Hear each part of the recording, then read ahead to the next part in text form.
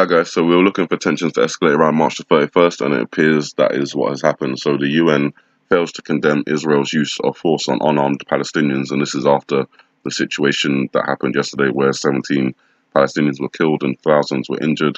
But the US has blocked this resolution, and it's blocked it several times, and the Council has failed to agree on a joint statement. And that comes at the same time, or rather after, the UN Security Council meeting. Israel threatens to expand violence by saying that they would step up the response if tensions continue on the Gaza border. Now, Israel are claiming that Hamas is using children at the Gaza fence, and Israel have already trained for collateral damage. So if they do escalate the response in terms of military response, the children could be collateral damage, which could anger all the nations around Israel, causing them to attack Israel, which Israel have prepared for with with a drill for attack on multiple fronts. However, if an attack happens on the United States at the same time, then the American troops may be withdrawn from the Middle East, which Donald Trump kind of hinted at when he went to Ohio, saying that he wanted to withdraw the troops out of Syria quickly, very soon. And if that happens, then Israel will kind of be left on their own to kind of fend for themselves, which could tie into the betrayal in the Bible that Jesus talked about. And that's just my train of thought on that.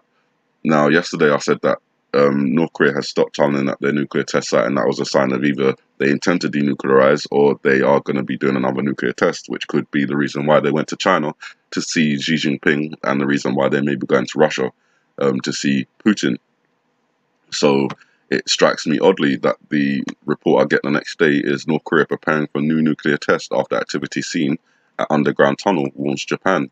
So Japan was the one who warned that a nuclear test was going to be imminent the last time that North Korea did a nuclear test, and I think that was on September the 3rd, and I think it was like 3 days later or something. No, the nuclear test took place on September the 3rd. Japan warned about it earlier because they were picking up some radio signals or something like that. So Japan is again warning that there could potentially be another nuclear test as they're seeing activity at the underground tunnel. Strangely enough, they could be doing this nuclear test in the form of a missile in 3 days' time, which would make it April the 3rd. And I didn't realize that April the 3rd was the 5-year anniversary of when North Korea declared themselves a fully nuclear state capable of carrying out an attack or strike on the United States. So 5 years later, on April the 3rd, 2018, they could conduct another nuclear test or missile. And this is while the peace talks are going on, and this could be in response to the military drills that take place on April the 1st between the United States and South Korea. And it could also be in response to the recent sanctions that have been placed on North Korea, including 21 shipping companies, one individual, 27 others, and that is potentially a naval blockade, which North Korea said they would respond to if that was imposed. So while they're talking of peace and safety, sudden destruction may come, and it could come on April the 3rd, one of the watch days that I've been looking at, and also on April the 18th, North Korea and South Korea are potentially meeting to get ready for the later meeting between Kim Jong-un and Moon Jae-in on April the 27th, and that will be before a meeting in May with Donald Trump. And as I said, I don't know if it's going to get that far because we're on March 31st now, and the situation in the Middle East has escalated as we, guessed it would. And then April the 1st, we got the Chinese space station coming down, which has connections to the Bible in terms of the Great Dragon losing the battle in heaven and being cast down to earth. And that's on April Fool's Day. Daniel commented on my channel that April Fool's Day, the Chinese space station is not really a space station, it's a meteor. So, we're basically being fooled. And I don't know all the truth of that because obviously I can't go to space and check.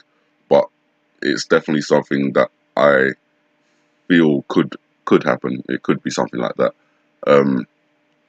Such a deception would, kind of fall into the Bible, and it would also fall on April Fool's Day. So April Fool's Day as well. It's like April Fools or April Fools in terms of FALLS. and we've got something falling on April Fool's Day. So interesting use of the words. But that's what I really want to point out to you guys today, is that we have the escalations in the Middle East as we were suspecting, and then we have potential for North Korea launching a nuclear missile in 3 days' time on April the 3rd in response to the activities that will take place on April the 1st in terms of the military drills, Fall Eagle between the United States and South Korea, and also these sanctions that the United Nations have placed on, excuse me, on North Korea again. And again, with the UN, as I mentioned in the beginning of this report, they, tried to issue a statement of condemnation against Israel, but it was blocked by the United States. So Israel, again, is protected by the United States. But as I said, if something happens in the US, Donald Trump's America First policy would kick in, and the US troops would most likely be pulled back home in order to defend the homeland, which would leave Israel kind of at the mercy of the states or the countries that surround it. And at the same time, I think these European and NATO countries will be, embroiled in a war with Russia. So there kind of won't really be anyone to come to Israel's aid in terms of Iran and Syria and Egypt and all the other Muslim nations that surround it. So there's a lot to watch there, and it's all coming up pretty quickly. In really tomorrow, April 1st, and then a couple of the week after that, April 3rd, and then on to April 18th, and we'll see. We'll see, because obviously time will keep moving on, and as long as God allows us to keep living, we'll see what happens. So with that, you guys, keep your eyes open and have a good morning, good afternoon, good evening, and God bless. Ian Lee is in Gaza. And Ian, are we expecting more protests after this day of mourning?